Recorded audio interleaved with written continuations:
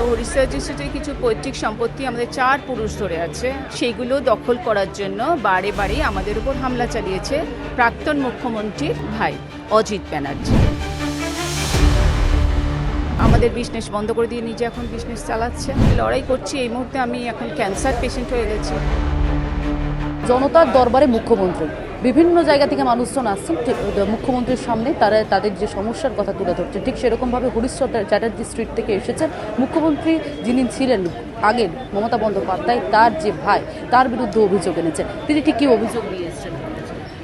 অভিযোগ, হরিশ্চর ডিস্ট্রিক্টে আমাদের কিছু পৈতৃক সম্পত্তি আছে। আমি আশীর্বী হরিশ্চর ডিস্ট্রিক্টে থাকি, আমি রঞ্জনা হাজরা। তো হরিশ্চর ডিস্ট্রিক্টে কিছু পৈতৃক সম্পত্তি আমাদের 4 পুরুষ ধরে আছে।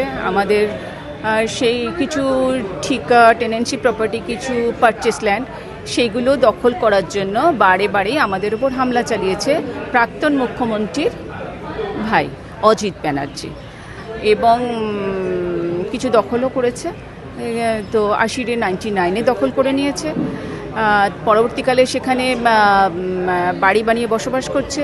তারপরে 17 সালে 12-13 হরিশ্চর ডিস্ট্রিক্ট দখল করেছে। আমাদের বিজনেস বন্ধ করে দিয়ে নিজে এখন বিজনেস চালাচ্ছে। এইসব নিয়ে আমি মুখ্যমন্ত্রীর কাছে তথা আমাদের বিধায়কও বটে মাননীয় শুভেন্দু অধিকারী মহাশয়ের কাছে এসেছিলাম, সবটা জানিয়ে গেলাম। না, আপনাদের সম্পূর্ণ জায়গা দখল করে নিয়েছে বলছেন? দখল করেছে। কিসের বিজনেস করছে আপনাদের? আমাদের ছিল আমরা 99 পর্যন্ত বিল্ডিং মেটেরিয়ালসের বিজনেস চালিয়েছি, কারণ ওটাই আমাদের পূর্বপুরুষদের বিজনেস ছিল। বিবি হাসদান কোম্পানি নামে বিজনেসটা চলতো। তো সেই 99-এ বিজনেসটা স্টপ করে দিয়েছে। 80-এ যখন দখল করেছে তখন আমাদের বিল্ডিং মেটেরিয়ালসের বিজনেস বন্ধ হয়ে যায়। তারপরে আমরা একটা গাড়ি পার্কিংয়ের গ্যারেজের মতো করছিলাম 12-13 হরিশ্চর ডিস্ট্রিক্টে, সেটাও 17 সালে দখল করে।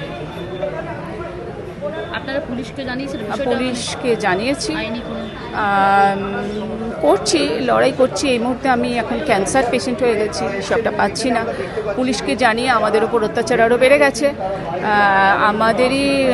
আমারই ভাইকে, দীপক হাজরাকে টানতে টানতে তখন কালীঘাট থানা তুলে নিয়ে যায়। তখন শান্তনু সিনহা বিশ্বাস ছিলেন কালীঘাট থানার আধিকারিক। তো আমরা প্রতি মুহূর্তে অত্যাচারিত হচ্ছি। শান্তনু সিনহা বিশ্বাসের কথা বললেন, তিনি গ্রেপ্তার হয়েছেন। জানি, তাতে তো অবশ্যই আমি খুশি খানিকটা। আজকে কি কথা হলো মুখ্যমন্ত্রীর সঙ্গে, কি বললেন তিনি? মুখ্যমন্ত্রীকে একটা চিঠি দিলাম, উনি বলেছেন ব্যাপারটা দেখবেন। আজকে আশ্বস্ত হলেন মুখ্যমন্ত্রীর সঙ্গে? খানিকটা আশ্বস্ত হলাম, দেখা যাক, আশায় থাকলাম। এখন আপনি কোথায় রয়েছেন? আমি এখন হরিশ্চর ডিস্ট্রিক্টে থাকছি, আশীর্বী হরিশ্চর ডিস্ট্রিক্টে থাকি।